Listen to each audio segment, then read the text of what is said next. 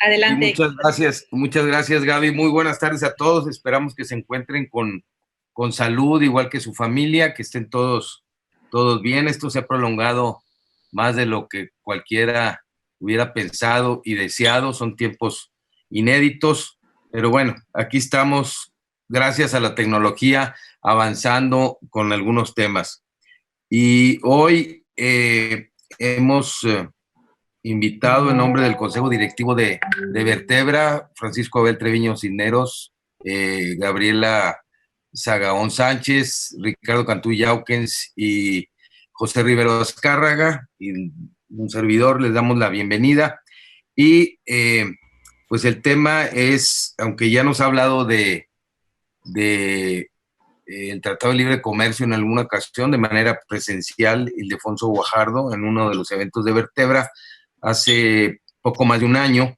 Lo hemos invitado hoy para que nos comparta sus puntos de vista sobre lo que esperamos del tratado, sobre lo que ha pasado en el último año y también sobre la visita de alguna manera controvertida para algunos y muy bien vista por otros del presidente López Obrador a Washington con el presidente Trump. Hay que resaltar que el primer ministro de Canadá no asistió al evento, precisamente por alguna controversia con Estados Unidos, pero finalmente nuestro presidente sí fue y pues, dio su discurso, como también lo dio el presidente Trump. Y también eso estaremos pidiéndole a Ildefonso Guajardo que nos comparta.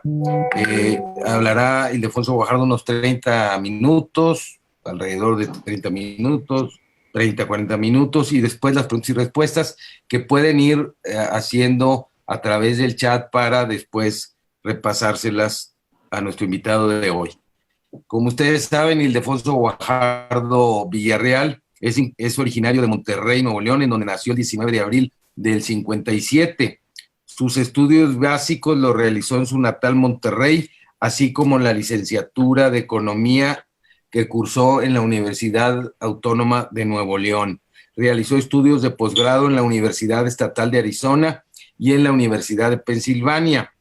Fue economista en jefe de la sección para Brasil y economista asociado en el Departamento de Asuntos Fiscales en el Fondo Monetario Internacional. También fue jefe de la Oficina para Asuntos del Tratado de Libre Comercio de 1991 al 94 en México. O sea, ya traía un expertise con el tema del Tratado de Libre Comercio, del primer tratado, ¿no? En la Administración Pública Federal ha ocupado los cargos de oficial mayor, de administrador general en la Secretaría de Relaciones Exteriores de 1994 al 97, fue subsecretario de Desarrollo Turístico en el 97, secretario técnico de Planeación, Comunicación y Enlace de la Secretaría de Comercio y Fomento Industrial del 98 al 99. Fue diputado federal 2 veces y una vez diputado local, obviamente por Nuevo León. En el gobierno de Nuevo León fue jefe de la oficina ejecutiva de la gubernatura del 2003 al 2006. Ha sido profesor en la Universidad Autónoma de Nuevo León, en la Universidad Estatal de Arizona y en la Escuela de Negocios de Wharton, en la Universidad de Pensilvania. Del 1 de diciembre del 2012 al 30 de noviembre del 2018, esto es todo el sexenio anterior, se desempeñó como secretario de Economía del Gobierno de la República, donde encabezó las negociaciones para lo que ahora llamamos el TEMEC, el Tratado de Libre Comercio para México, Estados Unidos y Canadá. Actualmente, Ildefonso Guajardo Villarreal es presidente de Ainsley Consultores Internacionales. Y también, bueno, supongo que todavía precandidato de algún partido, no sé si del mismo PRI, a la altura de Nuevo León. Bienvenido, Ildefonso. No, sí. Donde partimos ese turrón fue justamente en tu invitación hace más de un año. Ahí te destapaste, ¿verdad? Pues prácticamente utilicé la estrategia de que no íbamos a hacer la usanza, ¿no? De que nadie se movía porque no salía en la fotografía. Ahora el que deja de moverse no va a salir. Así es que ahora que hay otras condiciones y no hay tradicionalismos, hay que realmente enfrentar los retos de frente y no andarse con medias tazas. Así es, Ildefonso. Son tiempos de apertura. Qué bueno. Muchas gracias por aceptar la invitación y adelante con lo que nos tienes que decir del Tratado de Libre Comercio y de la visita de López Obrador a Washington. Adelante. Gracias Gilberto, gracias por la invitación. Y sin duda esto es como el siguiente capítulo de una historia que empezamos a conversar hace más de un año. Fue justamente en febrero la invitación de Gilberto para estar con ustedes de manera presencial y ahora lo hacemos de manera virtual. Prácticamente empezaría por definir por qué llegamos a relanzar un nuevo tratado, una nueva coordinación en materia de integración productiva y comercial en América del Norte, y ocurre a 38 meses de haber iniciado, de que Estados Unidos notificó a su propio Congreso el inicio de negociaciones. Esto claramente nos lleva a la siguiente pregunta. ¿Por qué después de 26 años tuvimos que replantear la integración de América del Norte para modernizar un tratado? La respuesta es muy sencilla. Cualquier instrumento de política pública en cualquier país democrático tiene que estar respaldado por el consenso político. Por más eficiente que sea, por más productivo que sea y por más benéfico que sea, si se rompen los balances del sistema político, no hay manera que perduren. Eso fue lo que le pasó al NAFTA original. Había sido tremendamente transformador en el caso mexicano. Nos había dado un saldo muy positivo en la integración de las cadenas de valor de México en América del Norte. Nos permitió atraer niveles de inversión extranjera estratosféricos. Antes del TLC original, absorbíamos $2.500 millones al año. Yo dejé una administración que pudimos atraer $35.000 millones, 6 nuevas marcas automotrices, creación de 60,000 empleos en el sector automotriz y de autopartes. Eso transforma vidas, eso da oportunidades. Sin embargo, como cualquier transformación, hay perdedores y hay ganadores. Lo que pasó en el sistema político norteamericano es que después de la activación en los 90s del primer acuerdo comercial, los demócratas, sobre todo los sindicalistas, quedaron muy insatisfechos. A tal grado que no solo Bill Clinton al tomar la estafeta tuvo que replantear los términos para pedirle a la administración mexicana que no iba a autorizar lo que había negociado George Bush, sino que teníamos que incorporar nuevos capítulos que nunca antes habían sido parte de los tratados comerciales. Los derechos laborales y ambientales, que en el primer TLC entraron como capítulos paralelos. Así seguimos en el tiempo, habiendo el Congreso norteamericano dejado, como en la historia, una carta donde le decía al gobierno americano que nunca más iban a aceptar un tratado como el mexicano, donde los derechos ambientales y laborales no formaran parte integral de la negociación comercial. Y así los acuerdos que hicieron con Centroamérica, con Perú, con Colombia, llevaron claramente esa agenda marcada por los demócratas, que cada año tenían un menor nivel de apoyo a los acuerdos comerciales. A tal grado que ustedes recordarán que lo compartimos en febrero, Trump no fue el primer presidente que habló de renegociar el tratado o de desecharlo como lo hizo Trump. Obama lo hizo en su momento, pero encontró una fórmula más eficiente que abrir la caja de Pandora de la renegociación del TLC, que políticamente era más complicada, y creó y lanzó una iniciativa de integración en el Asia-Pacífico, donde al incorporarse México y Canadá en esa negociación del TPP, había por la parte trasera una modernización del acuerdo comercial de América del Norte. Sin embargo, claramente, la elección de noviembre del 16 nos sorprende a todos. Un presidente que había denostado a México, un candidato en su momento republicano, que había dicho que el Tratado de Libre Comercio había sido el peor tratado en la historia comercial de los Estados Unidos. Esa visión estaba influida por claramente las consecuencias que habían tenido muchos sucesos en la economía global. China se incorpora a la Organización Mundial del Comercio en el 2001, creando distorsiones muy importantes con su competitividad. Y al mismo tiempo, la robotización y la digitalización habían desplazado empleo manufacturero en América del Norte. Entre el 94 y el 2009, se perdieron 4 millones de empleos en la zona del óxido, los estados manufactureros en Estados Unidos. Pero al mismo tiempo se habían ganado 12 millones de empleos en el sector de tecnologías e innovación. El problema es que en las instituciones políticas del siglo XX, los perdedores tenían más voz a través de organizaciones sindicales o camarales, que los ganadores. Los ganadores eran emprendedores, especialistas en nuevas tecnologías que no tenían el mismo peso político. Por eso cuando llega Obama, replantea esa negociación, y cuando llega Obama a la presidencia, en nuestra primera visita como gobierno de presidente electo en el 2012, claramente la Casa Blanca se negaba a referirse al TLC como NAFTA y se referían a la integración de América del Norte porque políticamente se había vuelto kriptonita en el sistema norteamericano. Entonces, la sustentabilidad y la predictibilidad del acuerdo se había erosionado. Y con un presidente como Trump, totalmente radical, en una visión proteccionista y nacionalista, claramente los extremos se habían reunido. El extremo demócrata sindicalista y la derecha proteccionista nacional, que trataba de obligar a sus empresarios a no invertir en otro lugar que no fuera Estados Unidos.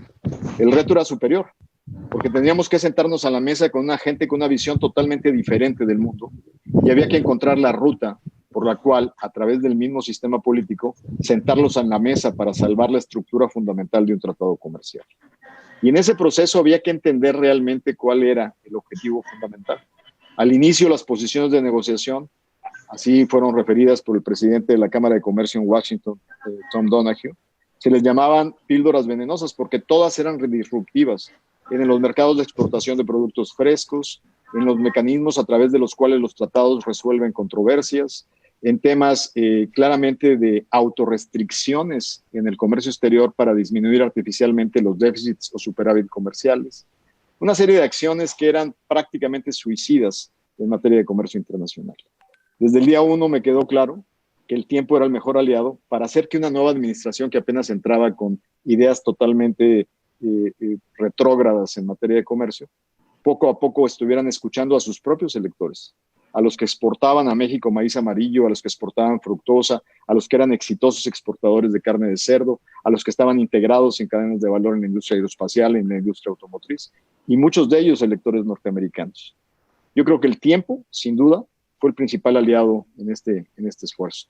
Pero al mismo tiempo, en julio del 2017, se nombra el negociador comercial norteamericano, Robert Lighthizer. Aún y siendo un miembro del gabinete de Reagan, tremendamente proteccionista, que había hecho los acuerdos de restricción de exportaciones japonesas, al menos era un hombre que tenía 30 años trabajando en materia de comercio exterior. Cuando cualquiera de ustedes que están en el mundo privado tienen que hacer negociaciones, sabrán que enfrente quiere a uno alguien quien sepa del tema, aunque tenga una visión distinta, diferente o confrontacional. Lo que sí uno requiere es que el de enfrente sepa de lo que está hablando. Eso claramente aportó a la dirección y al rumbo de la negociación. Arrancamos con una estrategia.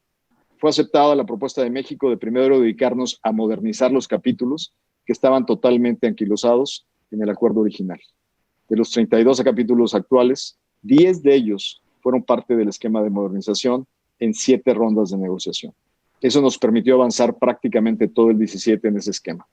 Sin embargo, el negociador americano sabía que su jefe político requería elementos para demostrar que lo que él estaba negociando era profundamente más benéfico para su país que el tratado que originalmente estábamos tratando de cambiar.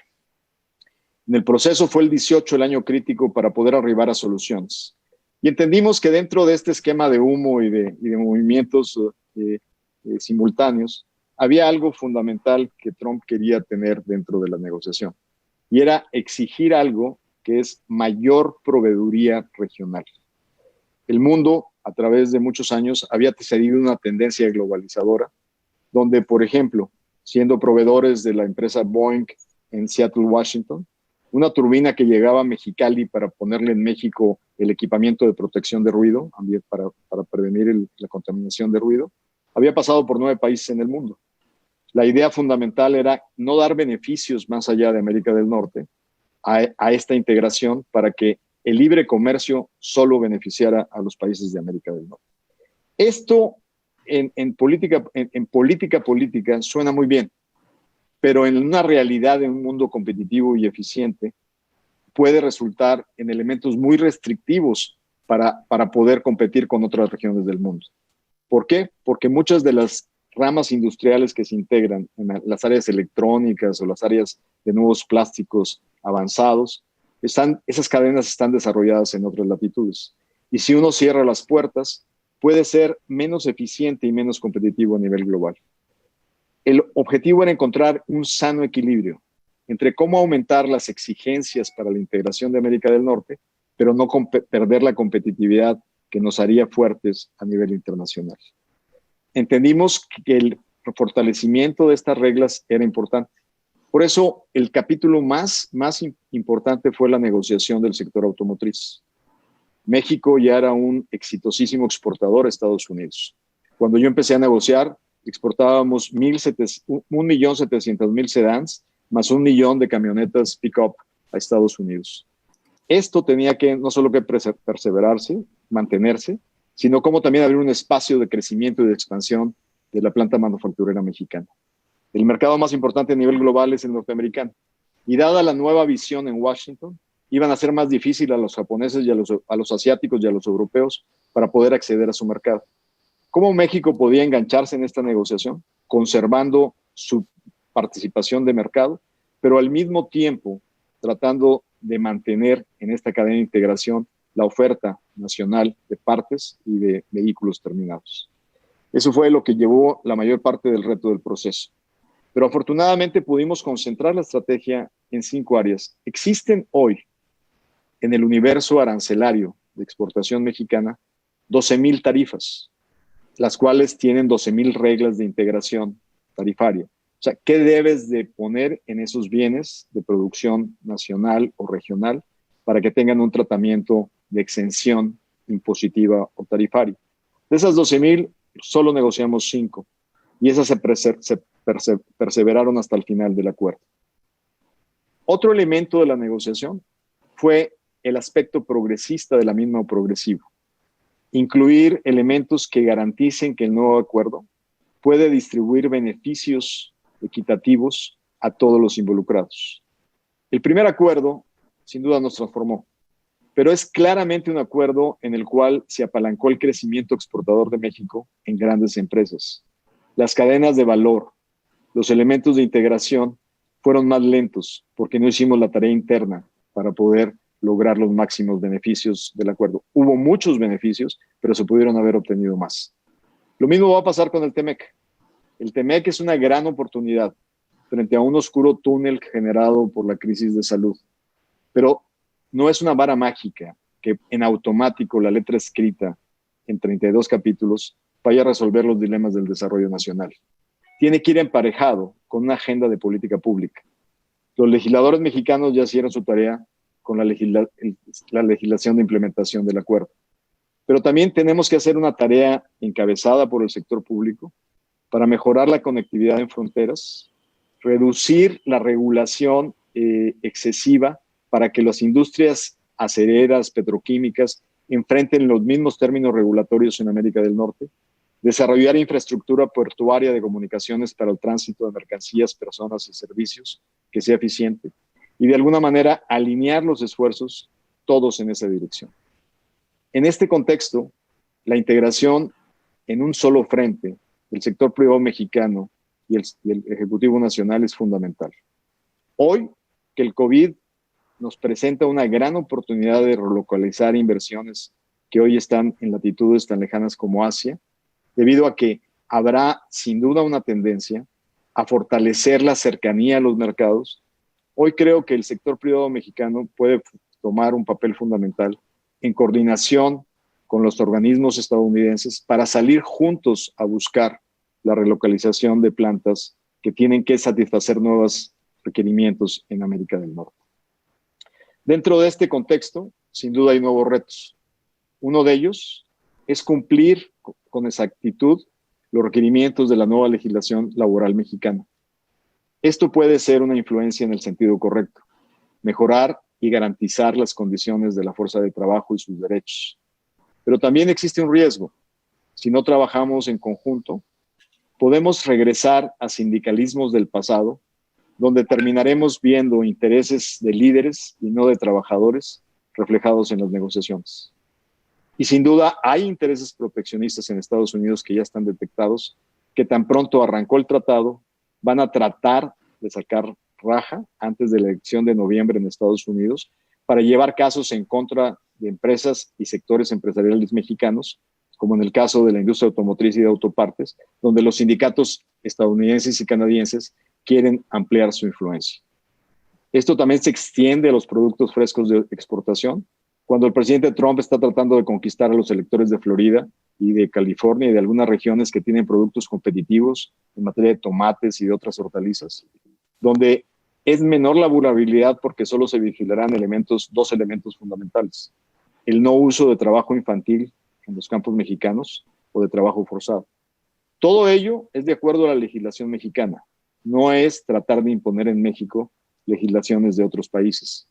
Pero existe sin duda una fragilidad estructural, sobre todo frente a un ambiente laboral en transformación, donde uno de los temas fundamentales, por ejemplo, es la transparencia y el reflejo democrático de los convenios colectivos.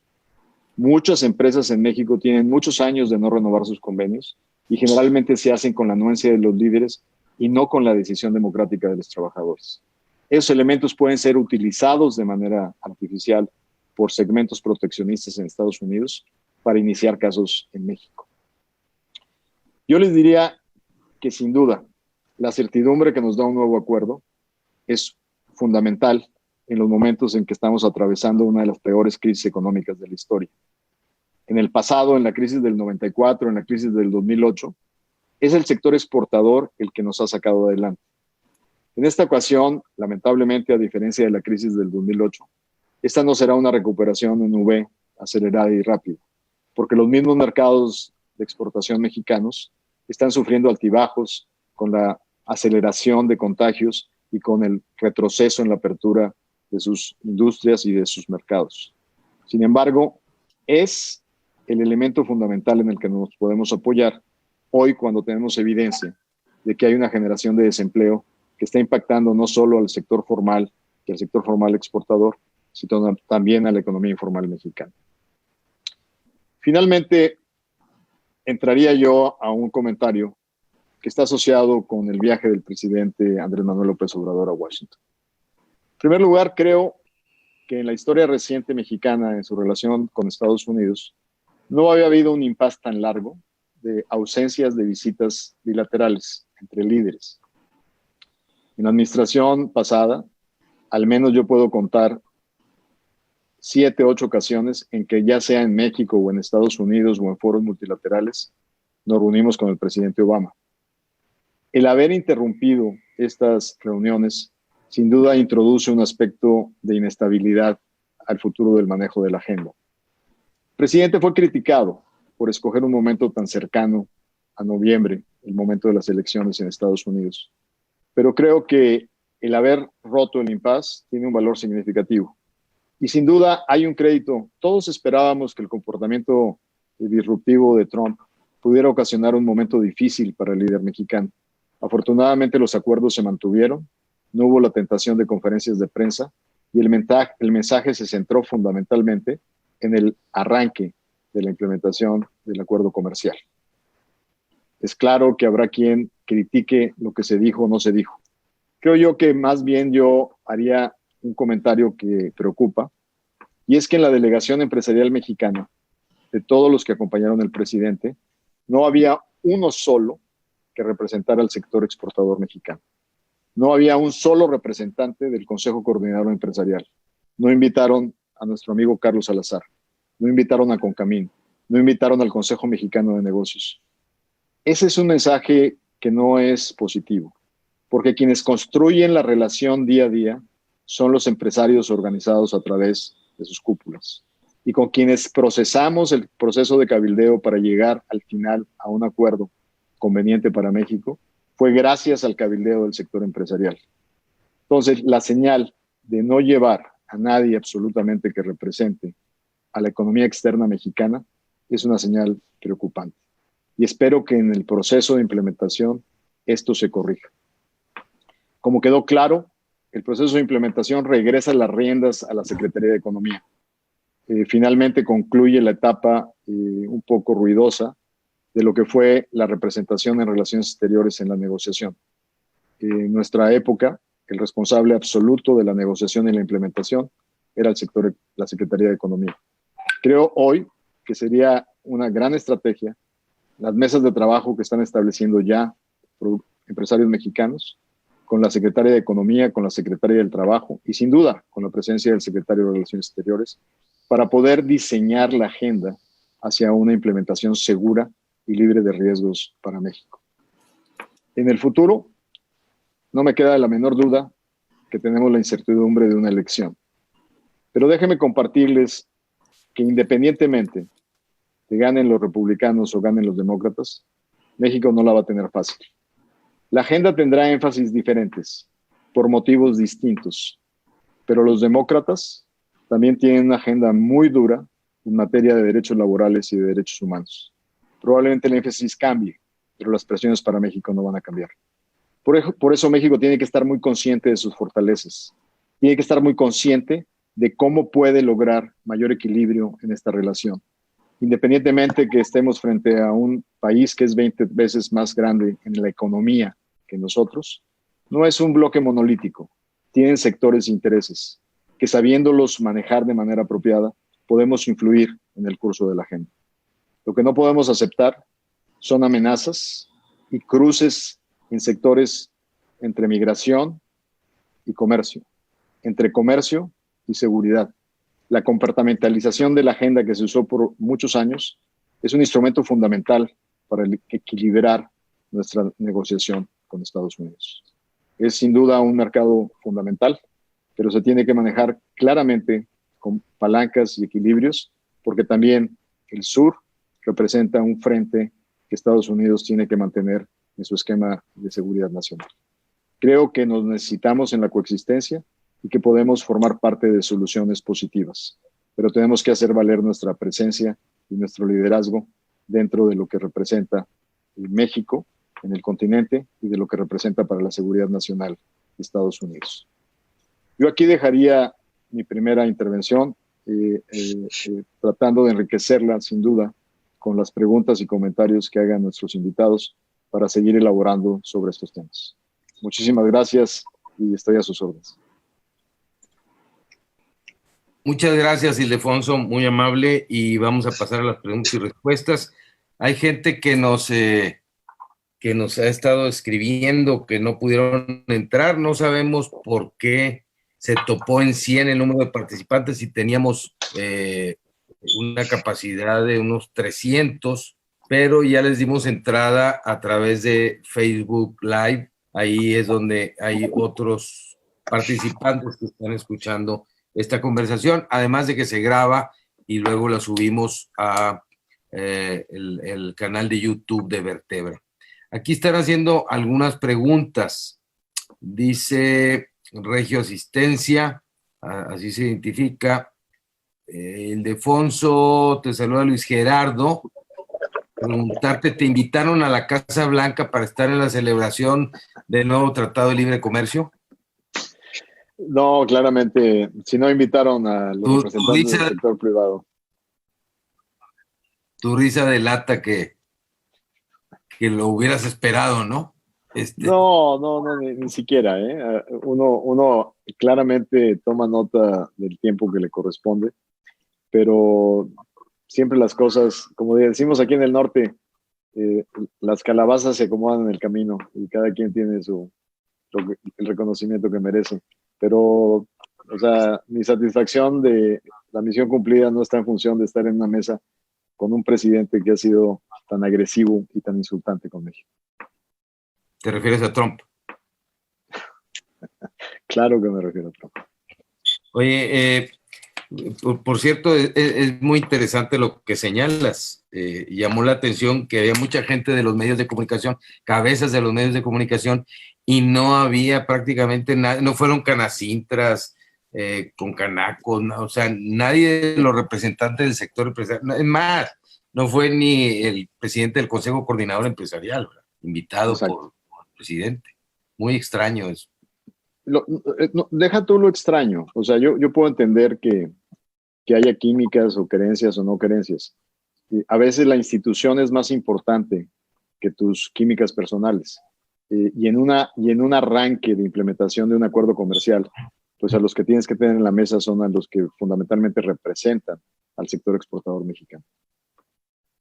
Claro. Alfonso Martínez dice, porcentaje máximo de las partes automotrices que se pueden fabricar en un país bajó de cerca del 75% en el Tratado de Libre Comercio, en el Telecán, a cerca del 62% en el TEMEC.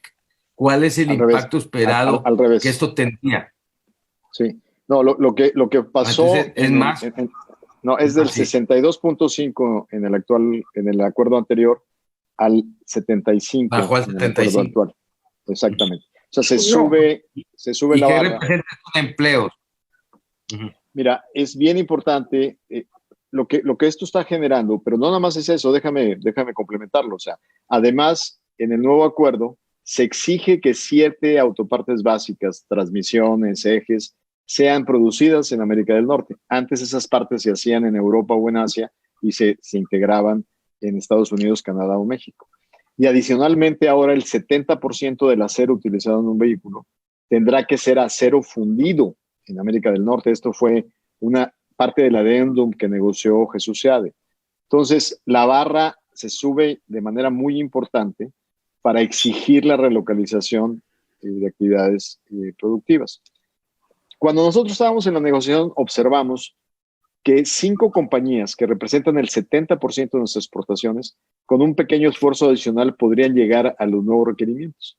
El 30% que estaban en modelos más globalizados se les iba a dificultar la transición.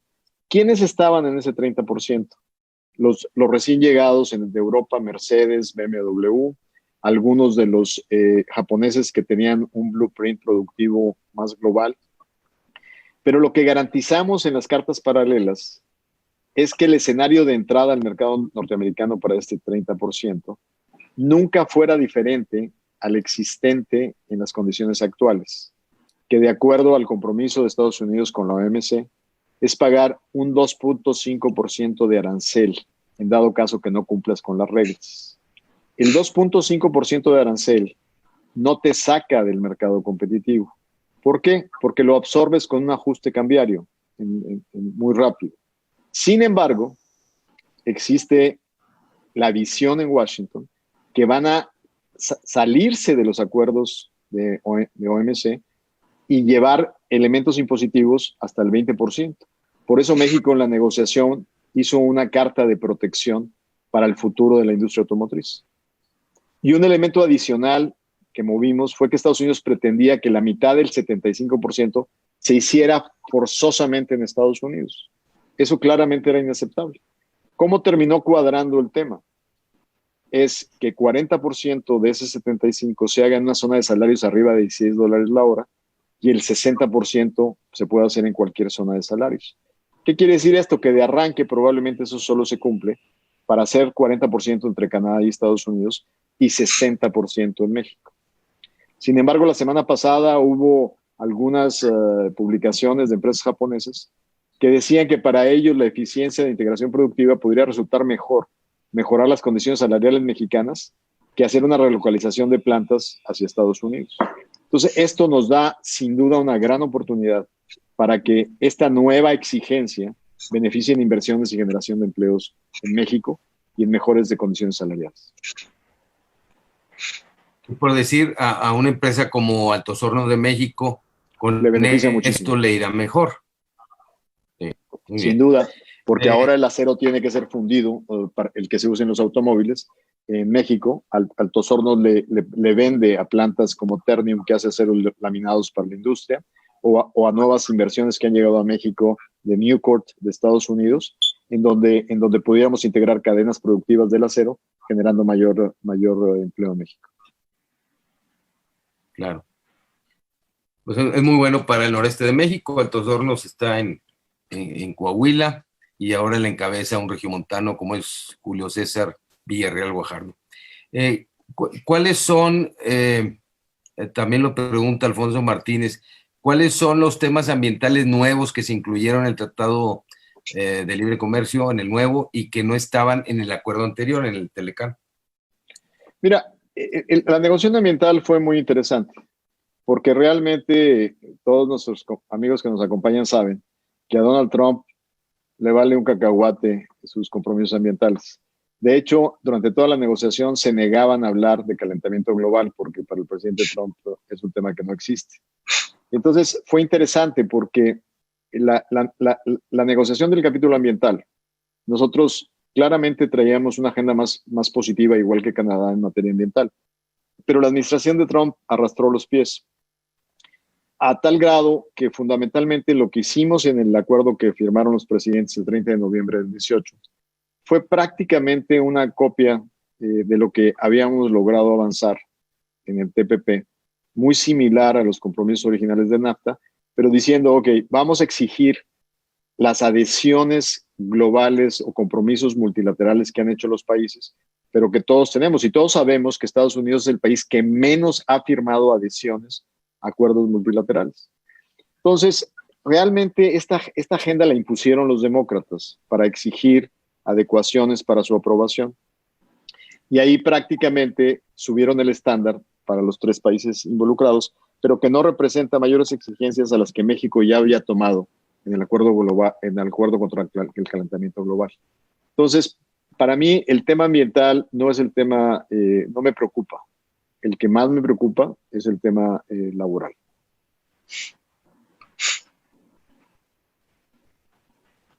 El tema laboral desde el punto de vista sindicato, ¿verdad? Es lo que habías mencionado. Desde el punto de vista de nuestro cumplimiento de la legislación mexicana reformada para garantizar elementos como transparencia, garantizar elementos de democracia sindical, garantizar elementos de aprobación de contratos colectivos basados en el voto de los trabajadores, o sea,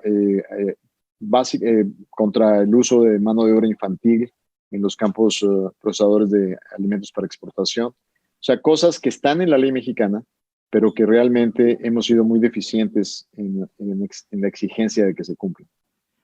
Sí. Dice Gabriela Sagaón, Trump dice que nosotros pagamos el muro, ¿verdad? ¿Será por medio de los aranceles?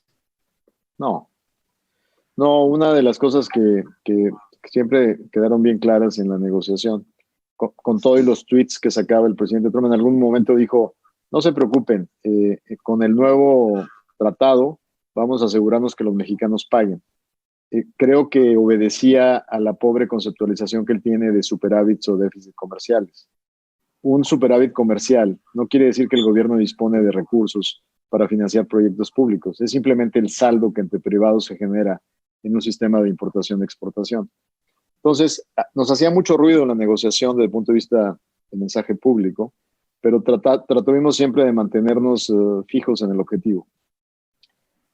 Muy bien. Si hay algún elemento, perdón, nada más aquí sí es muy importante porque lo que nos dice nuestra amiga probablemente tenga que ver con otro aspecto. O sea, Trump bien puede manejar en su campaña que finalmente los mexicanos pagamos por el muro virtual.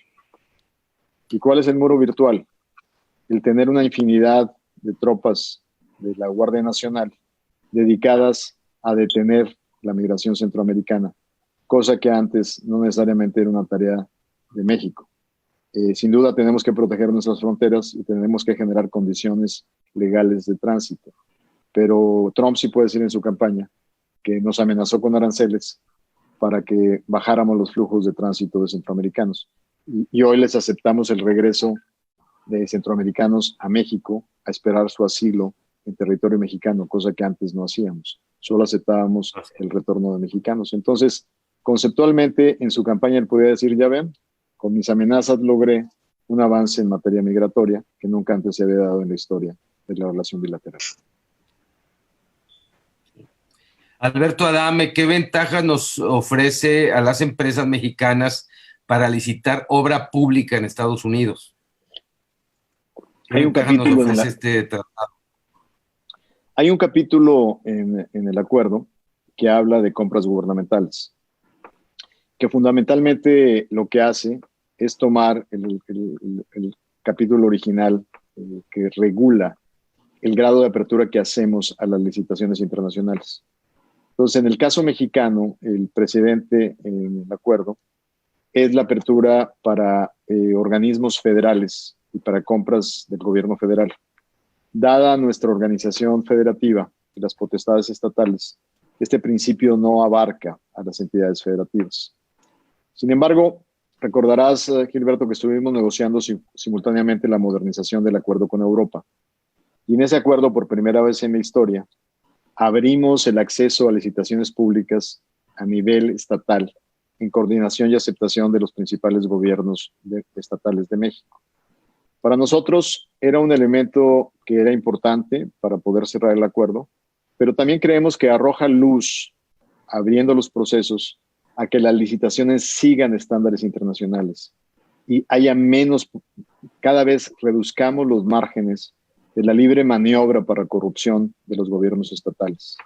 Creo que el subirse a este tipo de acuerdos da una luz de transparencia para orientar en el elemento correcto. Los empresarios mexicanos pueden participar en licitaciones en Estados Unidos. Hay una legislación muy controvertida, que es el Buy American Act, que claramente, dependiendo cómo se regule, puede estar sujeta a controversia. Esta hoy la adoptan fundamentalmente los gobiernos estatales. Es muy difícil, a menos de que los gobiernos estatales sean con mucha visión, que un empresario de estructuras de acero participe en la construcción de un puente, si no es que hay una apertura del gobierno local, pero no hay una obligación por parte del tratado a nivel estatal. Esto abarca fundamentalmente el espacio federal.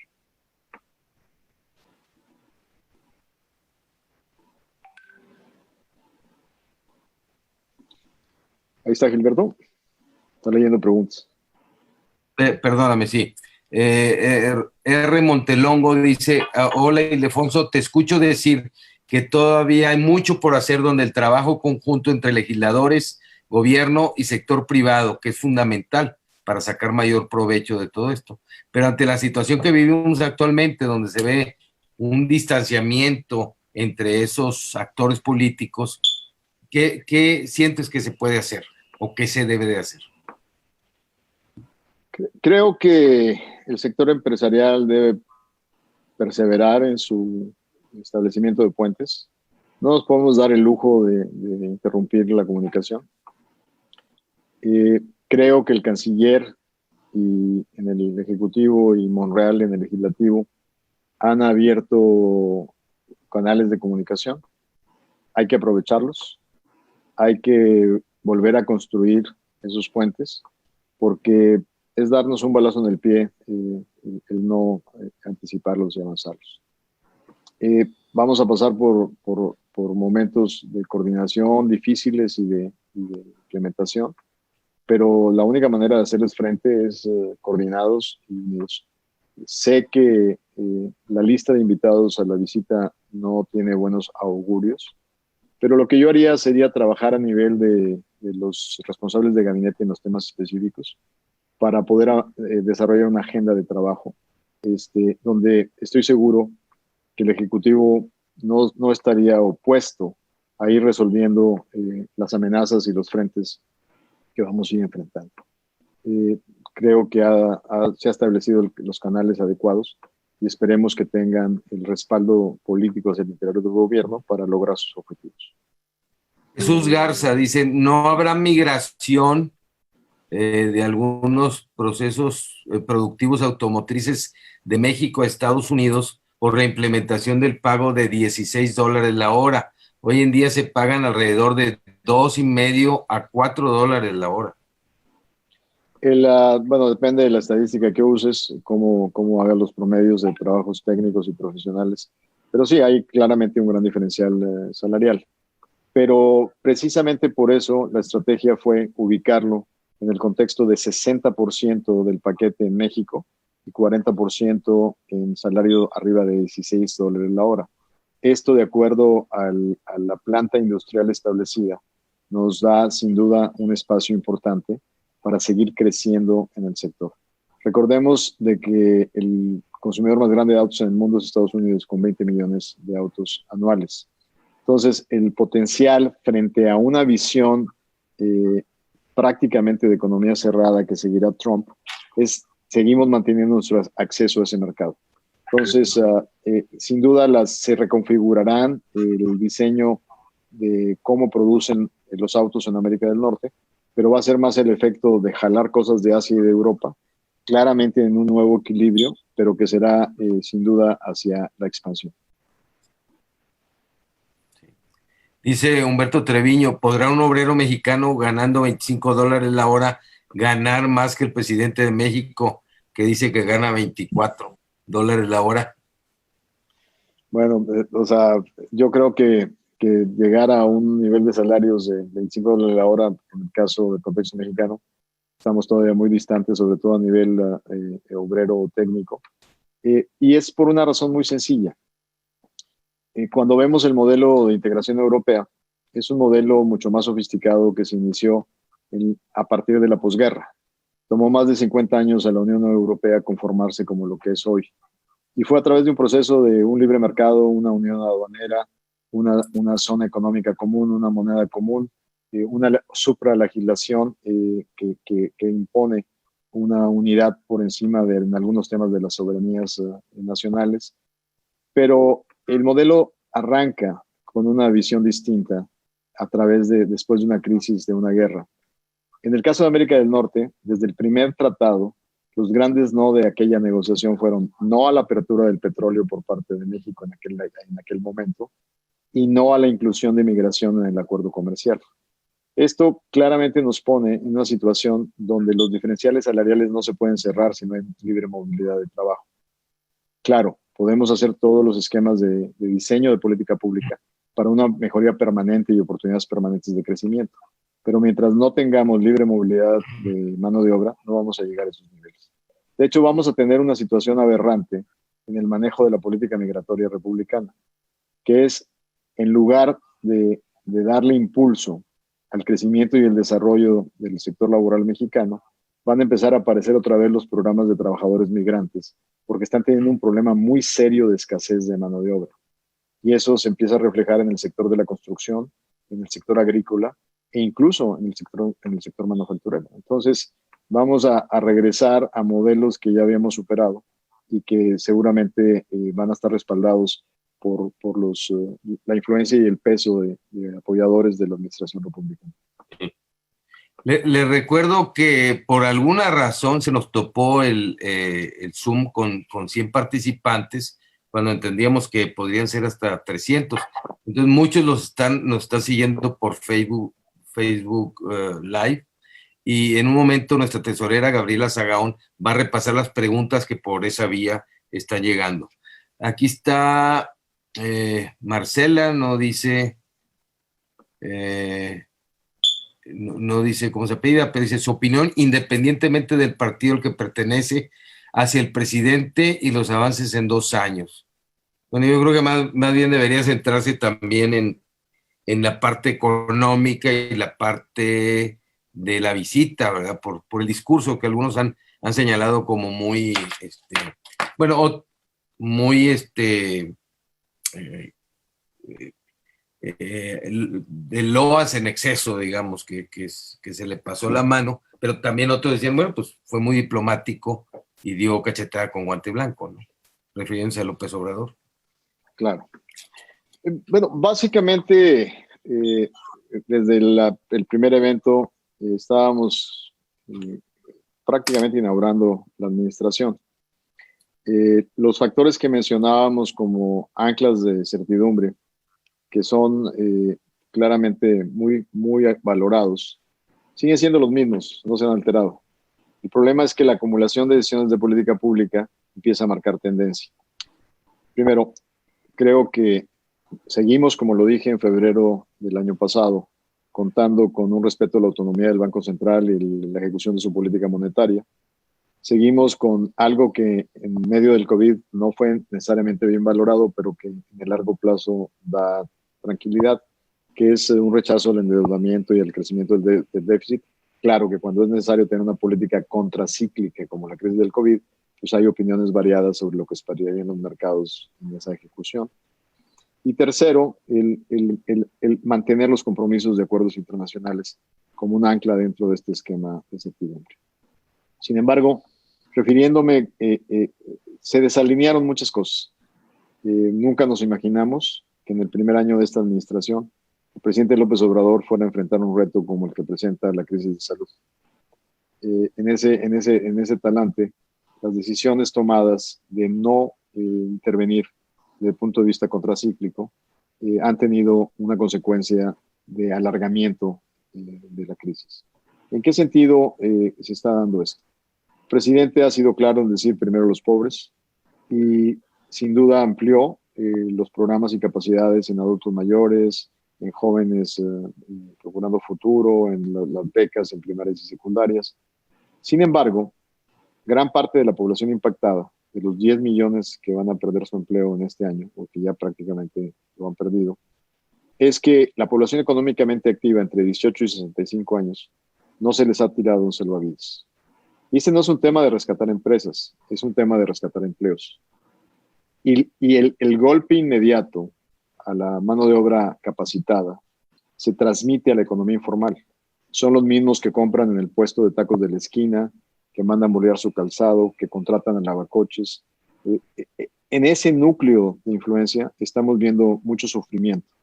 Esto es sin contar las distorsiones que nos van a seguir impactando en años por venir, por ejemplo, en el sistema escolar. La educación pública ha recibido el más duro golpe que haya recibido en muchos años. Ya veníamos padeciendo, aquellos que somos producto de la educación pública, una disminución en la competitividad y la calidad de la misma. Pero gracias al valor de los maestros de Nuevo León, se ha logrado mantener un mejor sector educativo que en el resto de México. Desgraciadamente, este golpe de no clases virtuales, no clases presenciales, ha generado un problema muy serio entre muchas familias que no tienen para pagar su internet, que no tienen equipo porque el celular inteligente que tenían lo tuvieron que empeñar para poder comer, y donde más del 50% de la plantilla escolar perdió el cierre del ciclo escolar. Y estamos frente a un nuevo inicio de un ciclo escolar sin las condiciones para poder reactivarlo. Eso es fundamental. Tuvimos ayer una sesión de conversación muy, muy interesante con maestros en sectores vulnerables que nos compartieron sus experiencias, y creo que la agenda que se abre frente a la crisis de salud es una agenda interminable. El costo del aislamiento y el costo del freno va a ser mucho más alto que las consecuencias de pérdidas de vida por COVID. Y creo que tenemos que estar preparados para eso. El presidente yo creo, mantendrá su curso, mantendrá sus proyectos prioritarios, pero tenemos que inventar maneras de poderlo convencer para también darse cuenta que va a haber sectores que tenemos que ayudar a transitar mientras esperamos que la economía global se reactive y se estabilice. Esto solo podemos hacerlo a través de la unidad y del diálogo. Lo peor que podemos hacer es comprar el boleto de la confrontación y la disrupción. Ejemplos tenemos muchos en el propio continente, donde el terminar generando dos naciones en una es la destrucción completa del sentido del país. Entonces, creo que hay que ocuparnos y preocuparnos por seguir abriendo los canales de comunicación. Dice Alejandro González que la Secretaría de Economía cerró delegaciones e hizo muchos trámites ya muy complicados. ¿Ese es un riesgo para la economía y para el empresariado mexicano? Sin duda, en el esfuerzo de la Secretaría, claramente al cierre nos tocó ser conocidos por quienes estábamos negociando el acuerdo. Pero la amplitud de temas que tocábamos se expandía por todos lados. Y uno de ellos es el tema de la mejora regulatoria. Al frente de ese esfuerzo, nombré a un regiomontano que tuvo grandes resultados, justamente en la facilitación y en cómo podemos mejorar el esquema. Sí hubo, a través de los recortes presupuestales, un efecto de disminución de ventanillas y de procesos. Creo que eso se puede mejorar impulsando la digitalización. Pero sin duda es fundamental. Una de las cosas que me gusta mucho presumir es que creamos por primera vez un sistema para la apertura de una empresa en 24 horas, sobre todo de una microempresa que tenga 5 millones máximo de ingresos al año, sin necesidad de fe de un notario público. y automáticamente conectándose a la parte de obligaciones del IMSS, las obligaciones fiscales, de tal forma que no haya ningún elemento que se atore para el establecimiento. Tuvimos oposiciones, tuvimos objeciones, pero realmente lo que les decíamos es, si abrimos esta ventana, cuando estas empresas maduren, pues tendrán grandes contribuyentes y grandes clientes. Entonces yo creo que el esquema de facilitación y de mejora regulatoria es fundamental. O sea, quitarle carga al sector privado para darle menos carga burocrática y menos tramitología y facilitar los procesos. Y esto va a ser fundamental en el diseño de lo que tenemos que hacer hacia adelante. Dice Jorge Garza, en Estados Unidos el trabajador automotriz gana $16 por hora. En México, $4 la hora. Esto pregunta, ¿traerá migración de mano de obra a Estados Unidos? Bueno, como sabemos, sin duda, siempre existen los incentivos de movilidad laboral, pero claramente con el endurecimiento de los temas migratorios, pues ese tema no se desarrolla. Cuando tú visitas las plantas automotrices de México, encuentras jóvenes, hombres y mujeres que han venido de antecedentes, inclusive rurales. Sus padres o abuelos eran dueños de 3, 4 hectáreas donde cultivaban maíz. Y estos jóvenes en el Bajío fueron a una prepa técnica, fueron a un CONALEP, fueron contratados, fueron enviados a entrenamiento a Alemania y ahora se les abre un nuevo horizonte. Tienen una casa de interés social, pagan una hipoteca de Infonavit, mandan a sus niñas a la escuela, tienen movilidad social dentro del proceso. Esa estabilidad no necesariamente se ve tentada con la posibilidad de un cruce ilegal fronterizo. Entonces, yo creo que la apuesta debe seguir siendo hacia el mejoramiento de la calidad de vida a través de la inversión en entrenamiento, en educación, para abrir nuevas oportunidades. Una de las cosas que más hacíamos era, combinadamente con las empresas que venían a establecerse en México, es invertir en los programas de capacitación, precisamente para el desarrollo de capacidades. Y eso realmente es transformador de vidas. Oye, por un lado, vamos a firmar el tratado, vamos a echar los discursos y hacer paces a sellar las paces con el presidente de Estados Unidos, pero por el otro lado le estamos dando la mano a China. Dice Víctor González, ¿qué opina de la insistencia de acuerdos para buscar por parte de México con la industria china acuerdos comerciales, considerando el tema de la balanza comercial, el dumping y la desindustrialización de América Latina por los propios chinos? El tema de China es un tema complejo y es parte de uno de los áreas de mayor inestabilidad en la relación China-Estados Unidos. Ese conflicto no está resuelto y pone desequilibrios en el contexto global. En México relanzamos la relación con China. Era inclusive la presencia china en México era prácticamente cero en temas de inversión, en temas de financiamiento, porque a diferencia de países como Brasil, Japón, Chile, México no es un gran exportador de materias primas o de un gran exportador de granos como Brasil o de minerales como Perú y Chile. Entonces nuestra relación con China está más en el marco de la competencia, porque vinimos a cubrir un espacio que ayudó en la integración de bienes en América del Norte a competir con la eficiencia de las cadenas chinas.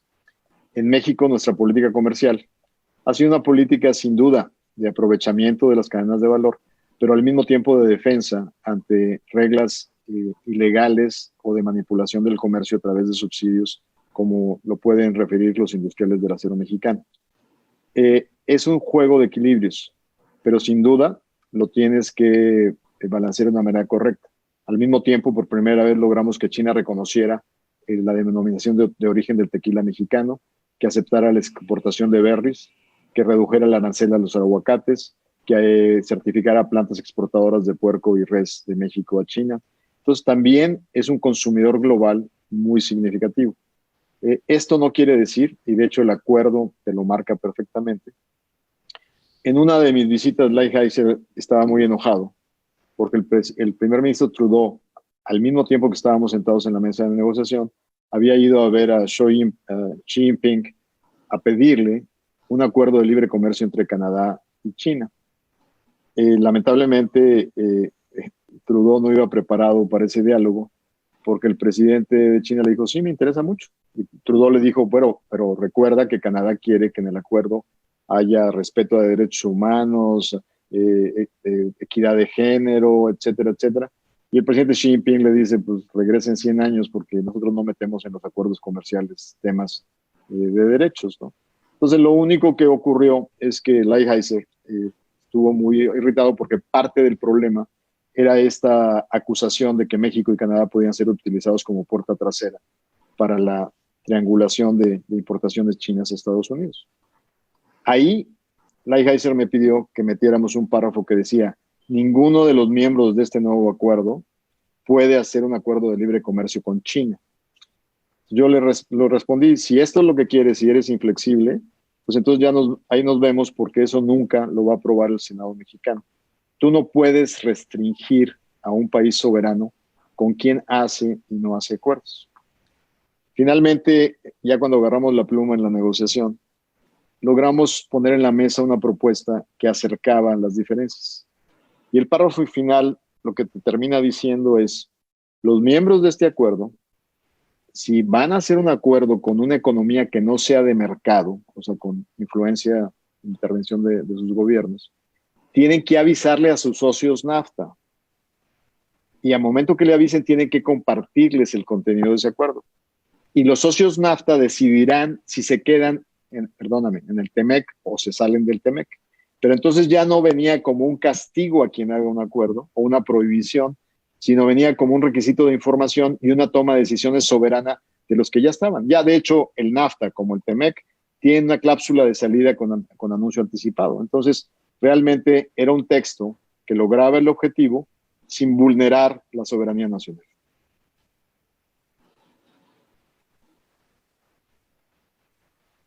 Dice,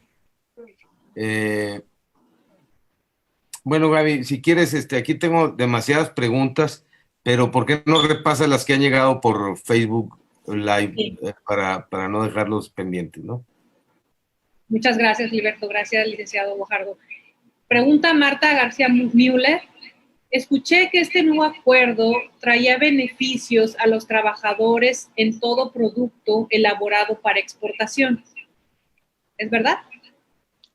Sí, desde el momento en que incorpora el capítulo laboral para garantizar el cumplimiento de los derechos de los trabajadores y garantizar sus condiciones de salario, sus condiciones. O sea, sí, sin duda, pone una mayor requisito a que se cumplan al pie de la letra los términos de la ley laboral mexicana. Y eso redunda en beneficio de los trabajadores. Bien, pregunta, muchas gracias. José Andrés Pérez Méndez, ¿qué beneficios tiene el nuevo tratado comercial para los emprendedores y pequeños empresarios? ¿O solo beneficia a los grandes empresarios? Justamente hacía una referencia en mi intervención inicial de que una de las características de este nuevo acuerdo es que incorpora una serie de capítulos para garantizar la dispersión de beneficios y la integración en cadenas de valor. Un capítulo anticorrupción, un capítulo de compras electrónicas o de lo que es la parte de Digital Trade, que es una plataforma fundamental para las pequeñas y medianas empresas, y tiene un capítulo de cooperación en materia de pymes, dentro por primera vez que no tenía el acuerdo original. Uno de los elementos fundamentales es cómo incentivamos la integración en cadenas de valor, dado que hoy los nuevos requisitos nos demandan mayor proveeduría en la región. Y esto puede ser un elemento para que grandes empresas desarrollen cadenas de proveeduría para cumplir con el acuerdo y podamos impulsar cosas que ya vienen sucediendo y venían sucediendo con el primer acuerdo. Empresas de Nuevo León como Ternium tienen un programa muy exitoso para poder fortalecer su cadena de clientes y su cadena de proveedores. Por ejemplo, detectan que el que les vende los plásticos y los empaques para evitar el óxido de las placas de acero o de los rollos de acero, detectaron que venía fundamentalmente de San Antonio. Detectaron las cadenas de proveeduría y trabajaron con un proveedor de Monterrey que de una empresa de 5 empleados se fue a una empresa de 100 empleados y logró reproducir todos los elementos de empaque en una proveeduría nacional. O sea, ese esfuerzo de llevar de la mano a la cadena hacia adelante y hacia atrás nos puede ayudar mucho a fortalecer la presencia de pequeñas y medianas en el proceso. Muchas gracias. Verónica Casada nos pregunta, ¿la ausencia de autoridades de Canadá en la reunión afecta de alguna manera a México? No nos afecta.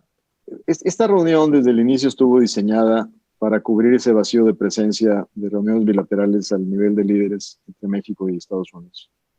El momento político de Canadá es distinto y creo que el primer ministro determinó su posición política desde un arranque.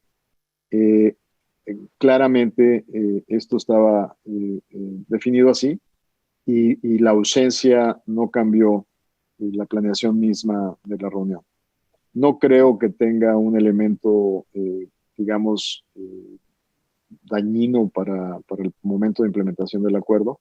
Y fue muy explícito el primer ministro de Canadá, Trudeau, cuando dice pues, que hay un tema pendiente de controversia en materia de acero y aluminio de entendimiento entre sus dos países. En el caso mexicano, eso se resolvió y seguramente se los compartí en aquella reunión de febrero, cuando ellos nos impusieron los aranceles en acero por motivo de la acción famosa de Seguridad Nacional 232. Nosotros respondimos no con aranceles en acero, porque sería darnos un balazo en el pie, porque encareceríamos nuestras exportaciones de autos, de seres domésticos, pero respondimos en bienes muy importantes para distritos republicanos. Grabamos la importación a México de manzanas rojas de Seattle State, de Seattle, Washington. Grabamos la carne de puerco, grabamos los quesos de importación de Estados Unidos. O sea, hicimos como láser, donde sabíamos que los diputados afectados en esos distritos iban a soltar el grito en la Casa Blanca. O sea, nos fuimos a sectores más escandalosos desde el punto de vista de obstaculización. Y eso fue lo que le permite a la administración López Obrador terminar aterrizando un acuerdo donde nos quitaron los aranceles y nosotros les quitamos los que habíamos puesto en el sector agroalimentario. Okay, muchas gracias. Pregunta Francisco Martínez de la Fuente, ¿de qué manera influye o se ve influido Nuevo León con el nuevo tratado comercial? Sin duda, Nuevo León es parte de la gran plataforma exportadora. Es estado líder en los clústeres de automotriz, autopartes, electrónico, aeroespacial. Y nuestro estado, en una reactivación, va en la punta. Sin duda, cuando recibimos el golpe, también vamos en la parte más, absorbemos la parte más dura del golpe.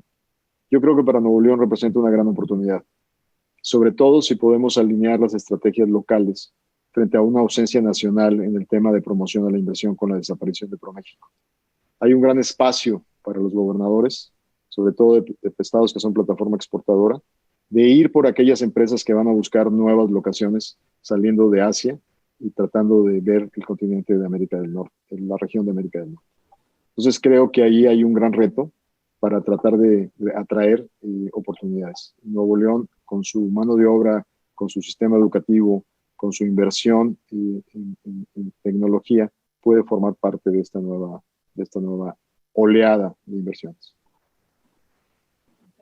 Oye, Ildefonso, sigue habiendo muchas preguntas, pero nos podríamos ir un poco más rápido para poderlas repasar todas, porque ya nos estamos colando un poco con los tiempos. Pregunta el doctor Anwar Canavati, ¿por qué no existe un costo de ingreso a nuestro país para los estadounidenses y sí una visa para los mexicanos?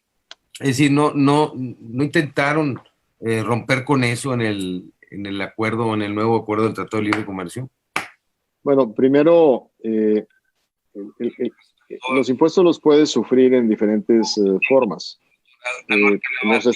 Los extranjeros tienen que pagar un derecho aeroportuario cuando llegan a México. Para los mexicanos. Es decir, no. Se está replicando como que se cruzaron las señales. Alguien se metió por ahí.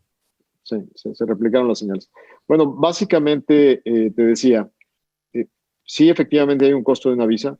voy a citar a un ex jefe, Ángel Gurría, actual secretario general de la OECD. Cuando era canciller, él abolió todo tipo de obstáculos para que nos visitaran extranjeros. Lo que quieres es que tu país esté de moda y sea atractivo, y la gente venga a gastar y a generar empleo. No quieres imponerles obstáculos para que vengan. O sea, y de hecho, no lo hacemos a través de las visas, pero sí lo hacemos a través de los impuestos de servicios aeroportuarios y de otro tipo de cobros que hacemos a través de los billetes, de los boletos de las aerolíneas. Pero la política debe ser una política de bienvenido el que venga a gastar a México y a generar empleos, ¿no? Y Alejandro García, ¿con qué frecuencia debe revisarse la negociación de este nuevo tratado? De hecho, no es discrecional, está establecido en el propio tratado. Al inicio, la posición americana era la cláusula sunset, querían que cada 5 años terminara el tratado. Eso para cualquier inversionista sería terrible. Tu horizonte de planeación en una planta automotriz es a largo plazo. Lo que se hizo, esa famosa sunset, le cambiamos el nombre y le llamamos sunrise, y es que cada 6 años nos reuniremos a revisar cosas, cómo han funcionado y proponer cambios, con un horizonte de lanzamiento de 10 años adelante. Entonces el horizonte se convierte en 16. Pero es fundamental claramente revisarlo porque si no nos puede pasar lo que el acuerdo anterior. Un día nos despertamos y estuvimos a punto de perderlo. Esto abona en una certidumbre de largo plazo en este acuerdo y nos da la oportunidad de ir corrigiendo en el camino. Noé Elizondo, ¿consideras que con el TEMEC nos da mayores oportunidades de impulsar aún más nuestra relación bilateral con Canadá? Sin duda, la posibilidad de una mejor relación bilateral con Canadá es muy importante. Hoy por hoy, mucho de lo que exportamos a Canadá es intermediado por intermediarios estadounidenses. Yo creo que en la agenda hemos logrado grandes cosas, la eliminación de visas para mexicanos, el replanteamiento de visados que se había vuelto más estricto por los gobiernos conservadores. Sin duda, hay un espacio en esta relación tan compleja de amarrar afinidades con los canadienses. Entonces, sí es una gran oportunidad que se puede construir en afinidad a nuestros intereses comunes. Justo Fernández, ¿crees que si llega un demócrata a la silla presidencial en noviembre próximo, como es probable, se pongan más estrictos en la aplicación de los temas ambientales del tratado? Sin duda, el reto que representa las elecciones, ya no hay un escenario cómodo para México, ya sea por las agendas proteccionistas republicanas o por las agendas de derechos empujadas por los demócratas. Y sin duda, el escenario va a ser una presión distinta, con un presidente con una visión más global, pero sin duda no fácil para México.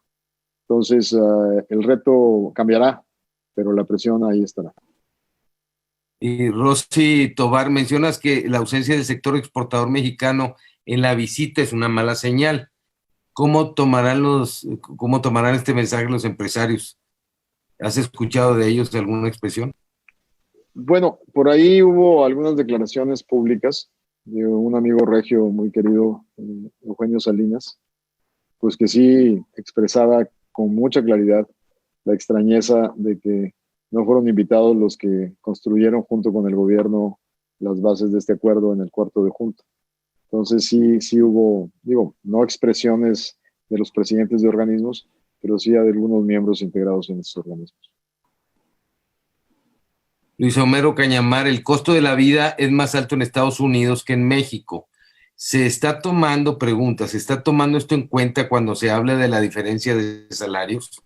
Así como lo que cuestan los despidos en México y otras diferencias de temas gubernamentales y legales entre los dos países. Hay diferencias, ¿no? Entonces, ¿se toma en cuenta eso? Bueno, quiero dejar claramente establecido que no hay ningún compromiso en materia de los acuerdos que establezca niveles salariales. O sea, la visión inicial de Peter Navarro, asesor comercial de Trump, muy radical, y del secretario Ross, era intervenir para definir niveles salariales, lo cual es totalmente fuera de sentido en una economía de mercado que encuentra sus equilibrios con la oferta y la demanda, ¿no? Y en este caso, creo que primero no hay una regulación que determine niveles salariales. Ahora, los niveles diferenciales de costo de vida pues son auténticos, pero también dependen mucho de sectores. Si no fuera esto, pues no tendríamos una cantidad de paisanos que viajaban con regularidad a McAllen y El Laredo para ciertas compras, ¿no? O sea, no es igual en el sector textil que en el sector alimentos preparados o que en el sector servicios. O sea, hay una dispersión de cosas. Y también tiene que ver mucho cómo funciona la competitividad de los mercados. Y para mí es fundamental que el señor presidente valore lo que hace la Comisión Federal de Competencia Económica, porque es nuestro principal instrumento para ayudar y combatir la concentración en los mercados monopólicos, que muchas veces afectan inclusive a los más pobres. Pregunta Alejandro García, ¿este tratado, el TEMEC, es más equitativo que el anterior, que el Telecán? Sin duda la agenda progresista, que fue claramente influida por los demócratas, le da un elemento de mayor equidad en los beneficios de la integración, y bien empleada y bien instrumentada puede ser muy benéfica para México y para repartir mejor los beneficios de la integración. Sí, aquí ya están empezando a hacer algunas preguntas políticas, las voy a dejar para el final. Y Rodrigo Cantú dice, ¿qué apoyos debería de haber hacia los empresarios por parte del gobierno federal? Habla ya de la economía mexicana, incluso relacionados con el Tratado de Libre Comercio. Bueno, fundamentalmente, sí, te escucho. No, es que el doctor Jorge Garza pregunta, ¿cuáles serán los escenarios de recuperación económica de esta pandemia? 2020, 2021, 2022, ¿qué se nos viene encima, verdad? Digo, ya lo estamos viendo, pero... Yo creo que la definición de no entrar en una política contracíclica nos va a llevar a un alargamiento del impacto de la crisis. Y yo coincido con los analistas que dicen que para llegar a los niveles previos a COVID, prácticamente nos va a llevar 3 años. El efecto sobre la línea de pobreza va a ser devastador. Vamos a crecer, según diferentes organismos internacionales, en un número de mexicanos que caen por debajo de la línea de pobreza y con una pérdida significativa de empleos.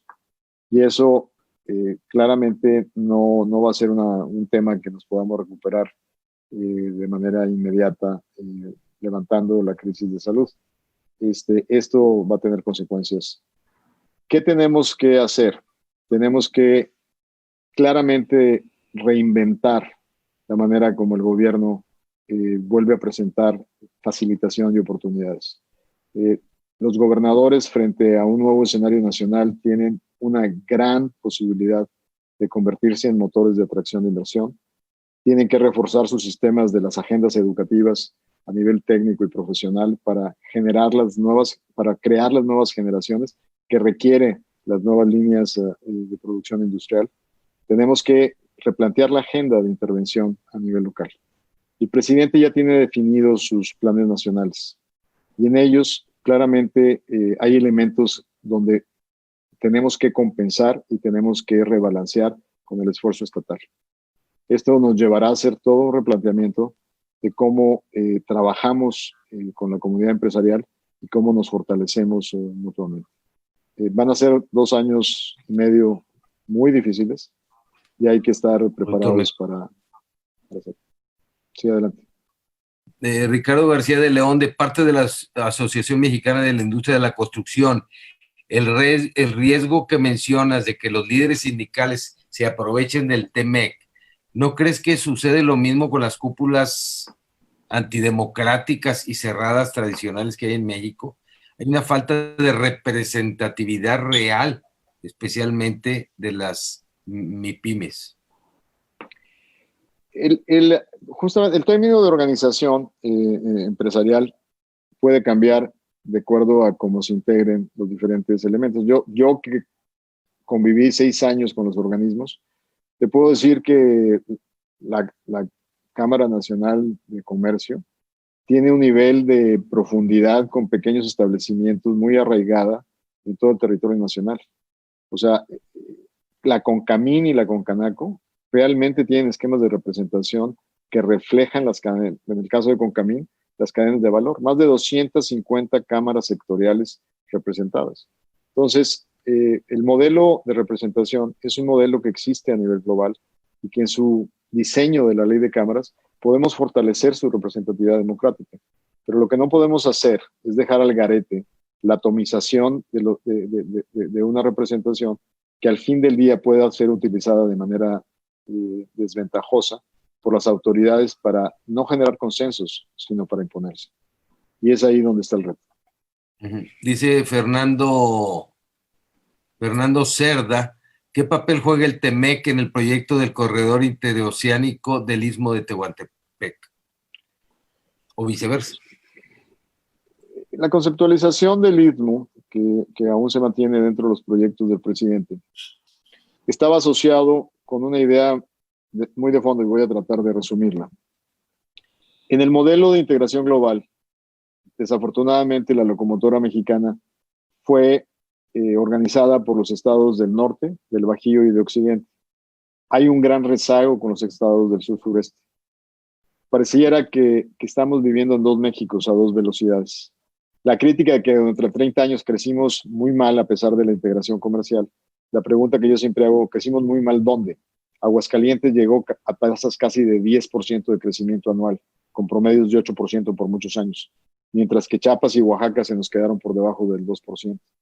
Entonces, la pregunta es cómo creamos las condiciones para que el desarrollo sea parejo a nivel nacional. Entonces, en ese sentido, yo creo que lo que tenemos que hacer con el transatlántico es una intervención integral, no asistencial a los estados del sur-sureste.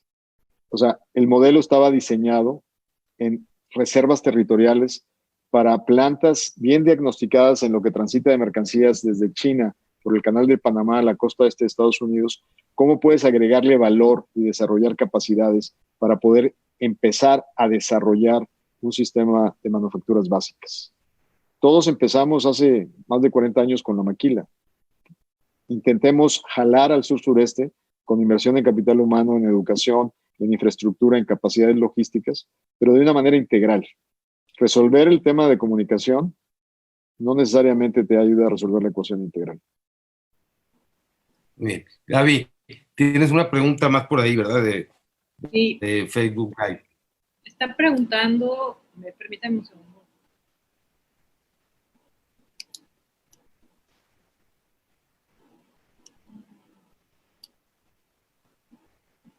Si ya se te perdió. No, aquí está. Sí. Daniel Hinojosa Cantú, ahora con el intercambio de ideas de ambos presidentes, la pregunta es, ¿los empresarios extranjeros le generan confianza posterior a la reunión para invertir en México? Que si la reunión, ok, me quedó claro. O sea, que volverla a replantear. No, ya la entendí, no te preocupes. O sea, lo que está preguntando es que si la reunión es suficiente para recuperar la confianza. Ninguna reunión en individual va a ser suficiente. Las acciones de política pública que se tomen van a ser las fundamentales. Pero yo haría una clara diferencia, porque todo el mundo dice, es que ¿cómo van a tomar confianza si tomamos tal decisión en la cervecera de Baja California por el tema del agua, si hicimos tal replanteamiento? Bueno, hay que analizar que la inversión está en dos grandes campos. Aquellos que dependen de concesiones gubernamentales y aquellos que simplemente aprovechan las instalaciones productivas para generar valor en la manufactura y exportarlo. Las segundas no son afectadas por cambios conductuales en la política pública, solo en las capacidades de logística, de infraestructura, de carreteras, de seguridad, etc. Las primeras sí aumenta su grado de riesgo, porque si cambias las reglas del juego para el movimiento de ferrocarriles, si cambias las reglas del juego para el tema energético, si cambias las reglas del juego para concesiones de agua, entonces metes un elemento de impredictibilidad a quien viene y arriesga para generar empleos su capital.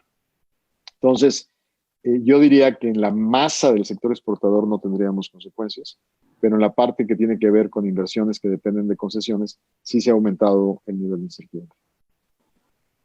También aquí nos pregunta Roberto Robles, ¿crees que si llega un demócrata a la silla presidencial en noviembre, se pongan más estrictos en la aplicación de los temas ambientales en el tratado y en los temas? Esa pregunta ya la habíamos tenido. Faltaba la de... Y en los temas sindicales. Ya, esa pregunta ya la teníamos y efectivamente los demócratas tienen una agenda más a la protección de derechos y entonces cambiaría el énfasis de la administración Trump con otro tipo de presiones en la agenda demócrata. Sí, hasta ahí también vienen preguntas con respecto a política, si quieres ya continuar con lo que tengas, Gilberto. Sí, Marcos Estupenengo dice, ¿por qué la recuperación de la economía mexicana no será en forma de V? No será en forma de V y yo creo que muy pocas economías en el mundo van a tener una recuperación en forma de V, porque esta crisis se ha prolongado a nivel global y ha habido reincidencias. Los españoles regresaron a aislamiento en algunos sectores, los norteamericanos en estados como Florida y Texas han tenido aceleraciones de los niveles de contagio y esto genera claramente incertidumbre en los mercados de consumo y distorsiona los mecanismos de líneas de producción. Entonces, esa es la base de nuestras recuperaciones en el pasado y eso va a ser más lento de lo previsto.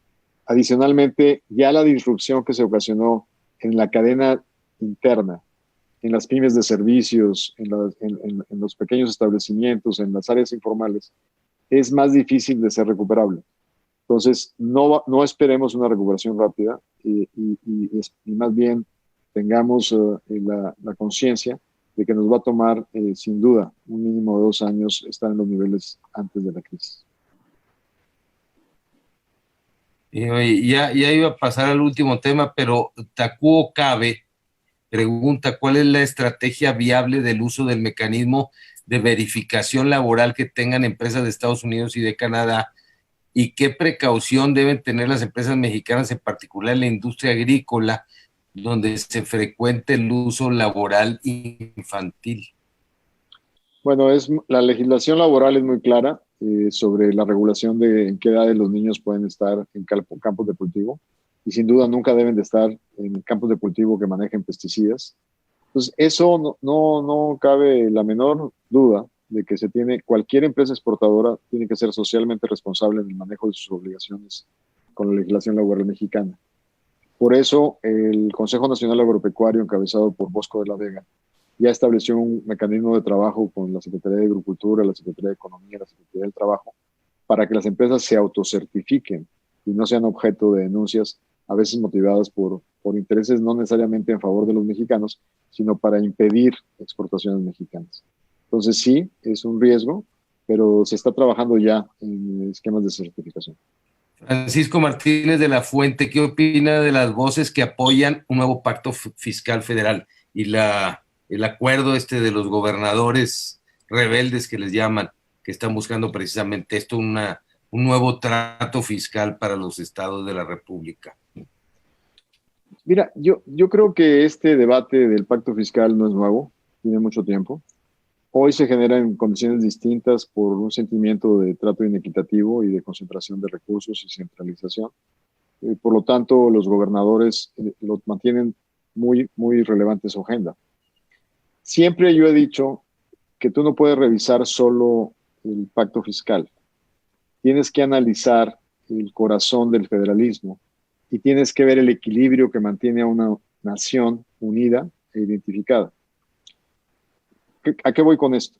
¿Qué aportamos cada quien al federalismo como entidades? Nuevo León, claramente, va a tener un problema en pocas décadas de abasto de agua, igual que el Bajío. El agua en el país está concentrada en 2 estados, en Tabasco y en Chiapas. Requeriremos del agua chapaneca y tabasqueña para seguir desarrollando las capacidades potenciales del país. Campeche ha sido la fuente de distribución de excedentes de energía para todo México. ¿Quién le ha reparado a Campeche el daño ecológico que le ha ocasionado Pemex? ¿Con qué le hemos regresado la aportación a la nación? Entonces, no podemos simplificar el debate a un debate fiscal. Tenemos que analizar el equilibrio federalista que todos mantenemos en un México unido y de una visión. Yo creo que hay que entrarle a la discusión de mayor equidad en la distribución fiscal, pero hay que entrarle con un verdadero ánimo de construir un mejor federalismo y no con un ánimo simplemente de banderas electorales. O sea, hay que tener una discusión seria. Creo que los gobernadores lo están haciendo correctamente y espero que abran una puerta para sentarse con la federación en esta discusión. Bueno, pues ya para terminar, dice Raimundo Pérez, por el PRI u otro partido te veremos en la boleta de gobernador. Y un amigo acá en WhatsApp me dice en privado, dice, qué bien documentado está, sería un gran gobernador. Pero oye, yo he escuchado muy buenas opiniones de tu persona y demás, de gente de diferentes partidos, panistas, izquierdas, perredistas. Hablan bien de Ildefonso Guajardo, lo ven bien. Sería un buen gobernador, dicen, pero no un buen candidato. Es decir, ¿qué estás analizando últimamente? Cuando tu competencia adentro y afuera quiere quitarte posibilidades y no ser muy rudos, dice, no, es buenísimo y fue un gran secretario de Economía, pero no se le da, bueno, simplemente los invito a ver la documentación de cuando fui candidato por el Distrito 1 local en el 2006 y luego fui diputado federal por Apodaca en el 2009. O sea, soy universitario, estuve en los principales debates de las plataformas estudiantiles. O sea, no me doblo ante los retos. Y tengo, sin duda, a la hora de que me lo propongo, la capacidad y la empatía de bajar mi mensaje, no bajarlo, moderarlo, para que todo el mundo lo pueda entender. Este es un reto de no seleccionar al más guapo, al más popular. Este es un reto de seleccionar a quien tiene la experiencia, la capacidad y ha dado resultados. Creo que aquí hay muchos neoloneses que lo pueden hacer. Y creo que es en beneficio de Nuevo León que la competencia se fortalezca. ¿Y tú crees que el electorado ande en esa sintonía? Es decir, de seleccionar lo que convenga para el Estado. No nada más el que mejor les caiga o el que mejor se vista o el que... Yo creo que esa es una responsabilidad de quienes pretendan estar en la competencia, de cómo ser imaginativos y creativos. Es como la mercadotecnia, ¿no? O sea, cuando no tienes un buen producto, no importa qué tan imaginativo seas en la publicidad. Claro. Es fundamental tener un buen producto y la creatividad en la publicidad puede venir como parte de una estrategia. Muy bien, Ildefonso, pues muchas gracias. Muy amable por explicarnos tantas cosas sobre el Tratado de Libre Comercio, sobre la economía y lo que nos espera en los años por venir. Te agradecemos mucho la participación y esperamos seguir en contacto de alguna manera. Muchísimas gracias y no, pues si no me buscas tú te voy a buscar yo, no te preocupes. Gracias a todos. Gracias, Ildefonso. Buenas tardes. Gracias, muy amables a todos por participar en este encuentro de Vertebra. Esperamos, les avisamos, para la próxima tendremos otras reuniones también por vía Zoom. Muy amables y buenas tardes a todos. Buenas tardes, gracias a todos. Gracias. Ánimo. Órale. Gracias. Chao. Gracias, Gilberto. Hasta luego. Gracias. Felicidades. Gracias. Muchas gracias por invitarnos. Gracias, Gaby. Hasta luego. Gracias. Gracias. Gracias. Hasta luego. Gracias, hasta luego. Gracias, hasta luego. Gracias. Hasta luego. Muchas gracias. Felicidades. Felicidades. Muy plática. Un abrazo.